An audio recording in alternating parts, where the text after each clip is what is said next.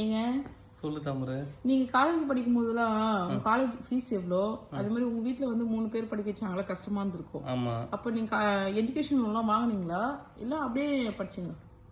நான் வந்து education loan வாங்கி தான் படித்தேன். நான் வந்து 2007 வந்து காலேஜ் ஜாயின் பண்ணேன்.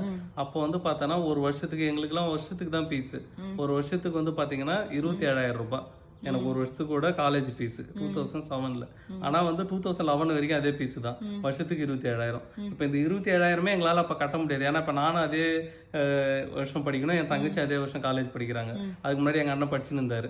ஓகேவா, இப்போ 3 பேரும் சமாளிக்கிறது கஷ்டம் இல்லை. அப்புறம் நாங்கள் என்ன பண்ணோம், எஜுகேஷன் லோன் வாங்குறதுக்கு பக்கத்தில் திரும்பட்டுன்னு ஒரு ஊர், அங்கே தான் போய் வந்து எஜுகேஷன் லோன் வந்து, ஏன்னா எங்களுக்கு அந்த பேங்க்கு தான், பஞ்சாப் நேஷனல் பேங்க்கு. சரி, அங்கே போயிட்டு எஜுகேஷன் லோன் கேட்கலான்னு போனதும் வந்து அந்த மேனேஜர் இருப்பார்ல, அவர் பஞ்சாப்லேருந்து வந்தவர். அவருக்கு ஹிந்தி தெரியும், இங்கிலீஷ் தெரியும். எங்களுக்கு ஹிந்தியும் தெரியாது, இங்கிலீஷும் தெரியாது. நான் அதான் கொஞ்சம் கொஞ்சம் புரியும், பட் ஆனால் இங்கிலீஷ்லேயே ஃபுல்லாக பேச வராது. ஏன்னா அப்போ தான் நான் தமிழ் மீடியம் படிச்சுட்டு காலேஜ் போய் ஜாயின் பண்ணுறேன். அப்போ இதை வந்து யார் நடுவில் எங்களுக்கு கான்வர்சேஷன் பண்ணுவாங்கன்னா, மேனேஜர் சொல்கிறது வந்து அங்கே ஒரு வாட்ச்மேன் இல்லை, கிளர்க்கு, நம்ம பேங்க்ல கிளர்க்கு இருப்பார்ல, அவர் தான் வந்து என்கிட்ட சொல்லுவார், மேனேஜர் என்ன சொன்னான்னு சொல்லிட்டு போவார்.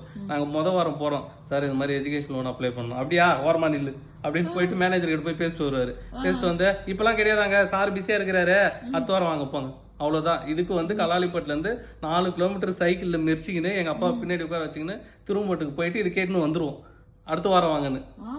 வந்துடுவோம். இதே மாதிரி நான் வந்து காலேஜ் ஜாயின் பண்ணப்போ அந்த கலாலிப்பட்டிலேருந்து திரும்பட்டுக்கு போகிற வழியில் வயலில் வந்து நடவு நடுறாங்க. அப்போ நாங்கள் போகிறோம் லோன் கேட்கறதுக்கு. போயிட்டு இதே மாதிரி ஒரு வாரமும் சிதம்பரத்துலேருந்து வருவோம். நான் இப்படியே ஒரு வாரமும் வந்து போயிருப்போம். கேட்குறப்போ ஒரு வாரமும் ஒன்று சொல்லுவார். இப்படியே ஒரு 2-3 மாதம் எங்களை வந்து அழகழிச்சு லாஸ்ட்டாக வந்து ஒரு ஃபார்ம் கொடுத்தாரு. இதுதான் வந்து எஜுகேஷன் லோன் ஃபார்மு, இதை போய் தப்பு இல்லாமல் நீங்கள் ஃபில் பண்ணி எடுத்துகிட்டு வந்தீங்கன்னா லோன் தரேன்னாரு. புரியுதா? இப்போ ஒரே ஒரு ஃபார்ம் தான் கொடுப்பாங்க, காப்பிலாம் கிடையாது. அதை நான் எடுத்துகிட்டு வந்து எங்கள் ஊரில் ரமணின்னு ஒரு சார் இருந்தார். அவர் தான் எனக்கு வந்து 11th 12th சுவாலஜி எடுத்தார். அவர்கிட்ட போய் உட்காந்து நாங்கள் என்ன பண்ணோம், ஒன்றுத்துக்கும் நெட்டில் போட்டு கூகுளில் போட்டு அவருமே, ஏன்னா ஹிந்தி இங்கிலீஷ் 2 ஆப்ஷன் தான், அதில் தமிழும் கிடையாது. அந்த ஃபார்மை வந்து எஜுகேஷன் லோன் ஃபார்மை ஃபில் பண்ணிவிட்டு திரும்ப எடுத்து போய் கொடுக்குறோம். கொடுத்தப்போ வந்து அவர் கேட்குறாரு, உனக்கு வந்து 11th இவ்வளோ மார்க்கா, சாரி 10th இவ்வளோ மார்க்கா, 12th இவ்வளோ மார்க்லாம் கேட்டுட்டு, சரி நான் அப்ளை பண்ணுறேன், வந்தால் பாருங்க, இல்லைன்னா போங்கன்னு சொல்லி அனுப்பிச்சு விட்டார். எது 3 மாதம் நடந்து நான் அப்ளை பண்ணுறேன், வந்தால் பாருங்க, இல்லை போங்கன்னு விட்டார். சரி வந்தாச்சு. அப்புறம் நாங்களும் ரெக்கமெண்டேஷன்லாம் அவங்களும் தேடி பார்த்தோம். எல்லாம் காசு கேட்குறாங்க ரெக்கமெண்டேஷன் லோனுக்கு. ஒரு 5000 போடுங்க அக்கௌண்ட்டில், நான் போய் பேசிக்கிறேன் மேனேஜர்கிட்ட. இது மாதிரி ஒருத்தர் 7000 வாங்கிட்டு போனார். இது மாதிரி வாங்கிட்டு 27,000க்கு 7000 வாங்கிட்டு போனார் ஒருத்தர். இது மாதிரிலாம் வாங்கிட்டு அப்புறம் எஜுகேஷன் லோன் லாஸ்ட் வரைக்கும் கிடைக்கல. அப்புறம் ஒரு சொந்தக்கார ஒருத்தர் ஹெல்ப் பண்ணார். அவர் ஒரு பேங்க்ல இருக்கிற மேனேஜர் கிட்ட சொல்லி, அந்த மேனேஜர் இந்த மேனேஜர் கிட்ட பேசி, அதுக்கப்புறம் தான் அவனுக்கு இந்த எஜுகேஷன் லோன் எனக்கு கிடைச்சிது 27,000.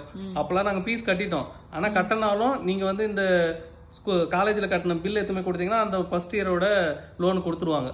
சரின்ட்டு நாங்கள் இப்போ லோன் வந்து ஃபைனலாக செலெக்ஷன் ஆக போகுது. அப்போல்லாம் பார்த்தோன்னா நெல் அறுத்துன்னுக்குறாங்க. இப்போ ஒரு டைம் இது மாதிரி நாங்கள் போயிட்டு வரப்பெல்லாம் எங்கள் அப்பா சொல்லுவார், அந்த மேனேஜர் பேசுறதெல்லாம் கேட்டுட்டு, அவங்க அப்பா சீலே அவுத்த நேரம் அவர் பேசுறாரு, நம்ம கேட்டுன்னு வரோம். இதுதான் இந்த படிப்பு பாரு எவ்வளோ பாடுபடுத்துது நம்மள, நீ உன்னை படிக்க வைக்கிறது நான் கஷ்டப்படுறேன், அவர் படிச்சுட்டு நம்மள கஷ்டப்படுத்துறாருன்னு சொல்லுவாங்க.